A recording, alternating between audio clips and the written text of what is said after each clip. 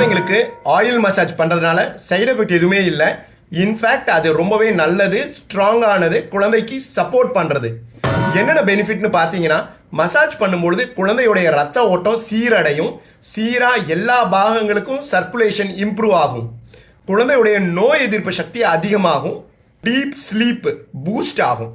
ஆழ்ந்த தூக்கம் இருந்தால் தான் பிரெயின் டெவலப்மெண்ட்டு, பாடி க்ரோத் எல்லாமே நல்லா நடக்கும். ஸோ இது நல்லா நடக்கணும்னா குழந்தை நல்லா தூங்கணும், நல்லா தூங்கணும்னா குழந்தைக்கு மசாஜ் பண்ணணும். வெயிட் கெயினுக்கு மசாஜ் பண்ணுறது ரொம்பவே இம்பார்ட்டன்ட். அதை விட மிக முக்கியம் பாண்டிங்கும் இமோஷனல் டெவலப்மெண்ட்டும். குழந்தைக்கு அம்மா மசாஜ் பண்ணும் பொழுது அம்மாவுக்கும் குழந்தைக்குமான மீ டைம், அது கம்ஃபர்டபுள் டைம். அது மசாஜ் பண்ணும் பொழுது அம்மாவுக்கும் breast milk secretion, breast milk production improve ஆகும். குழந்தையுடைய இமோஷனல் டெவலப்மெண்ட்டு ரொம்பவே நல்லா இருக்கும். ஸோ ஒரு குழந்தை அடல்ட்டாக கம்ஃபர்டபுளாக ஸ்ட்ரெஸ் ஃப்ரீயாக டென்ஷன் இல்லாமல் வாழ்க்கையில் சக்ஸஸ்ஃபுல் ஆகணும்னா ஏர்லி டேஸில் குழந்தையோட இமோஷனல் டெவலப்மெண்ட் ரொம்ப இம்பார்ட்டன்ட். அதுக்கு இந்த மசாஜ் இம்பார்ட்டன்ட்.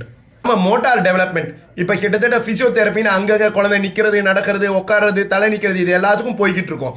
இதுக்கெல்லாம் ஏர்லி ஸ்டேஜில் மசாஜ் பண்ணுறது ரொம்பவே ஹெல்ப் பண்ணும். சரி, எந்த ஆயிலில் போட்டு மசாஜ் பண்ணலாம்? கோகோனட் ஆயிலா, ஆலிவ் ஆயிலா? காஸ்ட்லியாக கிடைக்கிறனால ஆலிவ் ஆயிலோ பாதாம் ஆயிலோ பெஸ்ட்டுன்னு நிறைய பேர் நினைக்கிறோம். அப்படி கிடையாது. இந்தியன் ஸ்கின்னு, இந்தியன் பேபிஸ்க்கு கோகோனட் ஆயில் தான் பெஸ்ட்டு. கோகோனட் ஆயில் தின்னா இருக்குது, ஈஸியாக அப்சர்வ் ஆகிக்கும். அதுவும் இல்லாமல் எதிர்ப்பு சக்தி, நோய் எதிர்ப்பு சக்தி கோகோனட் ஆயிலுக்கு இயற்கையாகவே அதிகம். அதனால தான் புண்ணுலாம் அந்த காலத்தில் மஞ்சள், எண்ணெய் இதெல்லாம் தேய்ச்சி தடவிட்டு இருந்தாங்க. கோகோனட் ஆயிலுக்கு antibacterial, antifungal properties இருக்கு. இந்தியா மாதிரியான ஹாட்டா ஹியூமிடா இருக்கிற கிளைமேட்டுக்கு தேங்காய் எண்ணெய் தான் பெஸ்ட்டு. பாதாம் ஆயில், ஆலிவ் ஆயில்லாம் இதெல்லாம் திக்காக இருக்கும். ஸோ ஸ்கின்ல அப்சர்வ் ஆகிறதுக்கு டைம் எடுக்கும். சில பேருக்கு அலர்ஜி தன்மை உண்டாக்கும், சில பேருக்கு ரெட்னஸ் உண்டாகும்.